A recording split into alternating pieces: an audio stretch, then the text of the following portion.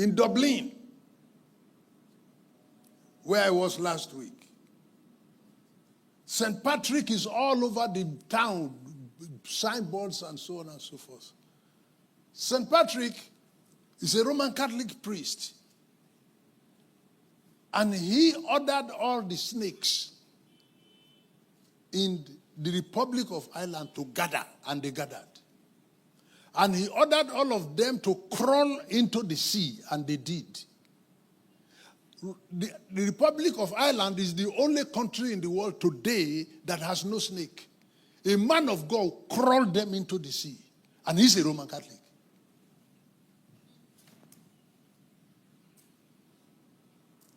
Mommy and I were passing through Paris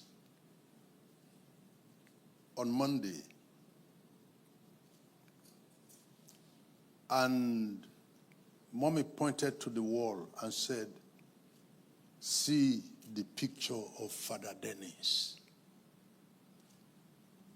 Father Dennis. Father Dennis was a Roman Catholic clergyman. And he used to come to preach in a square in Paris, dressed in his cassock. And one man walked up to him and said, "Don't come here to preach again. We don't want to see you around here. Don't come and talk about Bible here." And Father Dennis would not hear.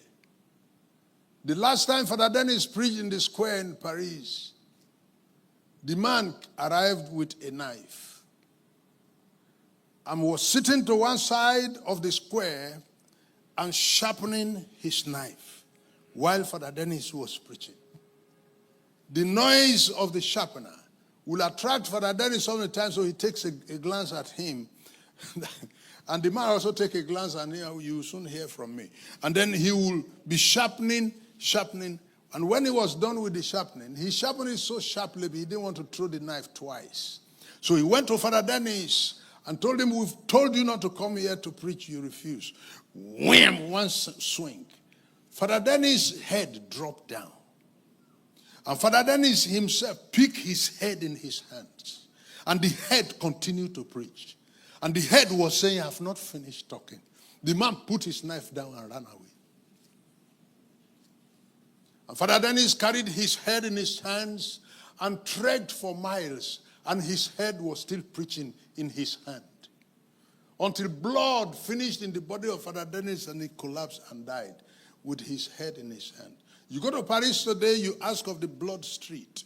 The blood street is that street where the blood of Father Dennis stained the whole road till he died. And where he died, the Roman Catholic people went and built a cathedral there and put a sculpture of Father Dennis in front of that cathedral with his head in his hands. So when you Pentecostals are talking about signs and wonders, miracles, the Roman Catholic people are laughing.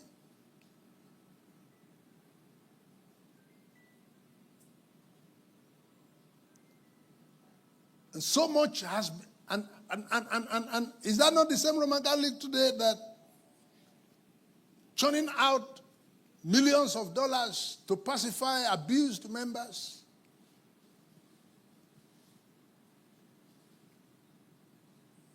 This house is collapsing. And there is the need for God to raise people to address the body.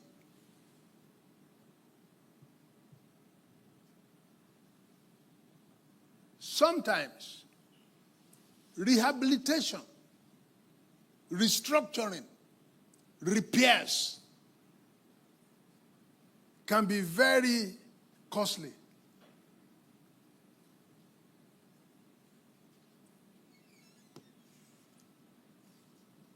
To return us to a former state, to ask that the house be put in a rehabilitation,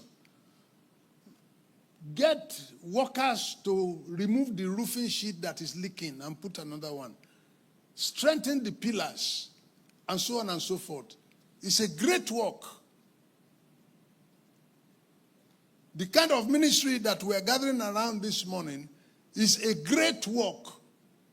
And I have wept and wept on this because there are more who are damaging it than those who are repairing it. Those who are damaging it have the social media to their advantage. They have money to their advantage. They have education to their advantage. They have seized the front lines of public news and media. Those who are repairing it don't have money. Those who are repairing it are conservative. Those who are repairing it are looked at as primitive. So the damage to the house of God, those who are repairing it, they are fewer than those who are damaging it. Those who are damaging it are doing it daily, day and night. And they are not stopping. To have this man volunteering to throw himself into the repair network is a very daring one. People in repair ministry are hated. People in repair ministry, they are hated. Because there are those who are benefiting from the spoilage. And they don't want to see repairers around.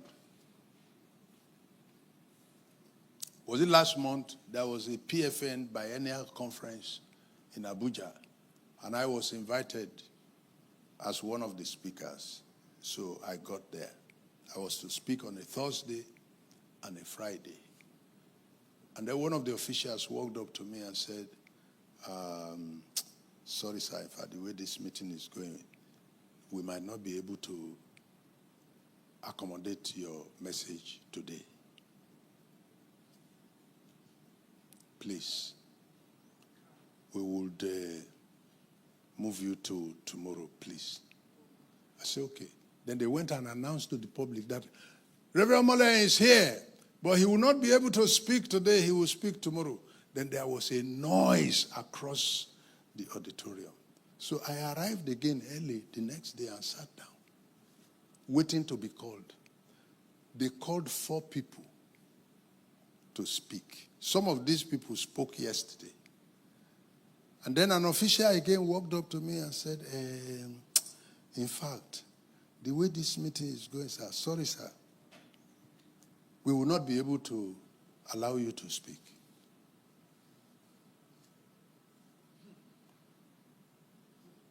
I returned to Ilorin without speaking.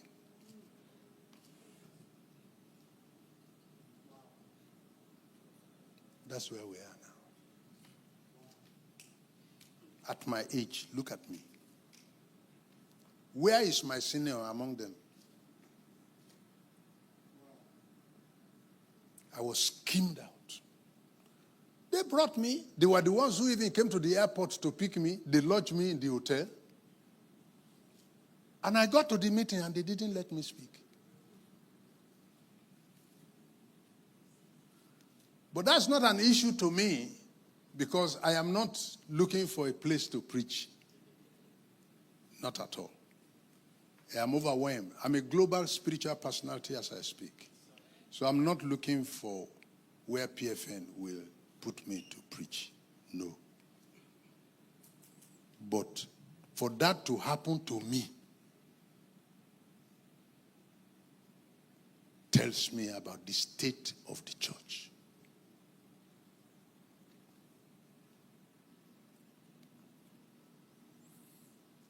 People in the repair work are endangered species. Because there are those who don't want, they are making money from the way it is. They are the ones who, the Pharisees, they're the ones who killed Jesus. Because when Jesus came and was bringing new stuff, and Jesus was becoming more popular, and the status quo people were moving away from the status quo. They saw Jesus as a threat, and they eliminated him. So as you see me, I'm now becoming very selective in the kind of places I go.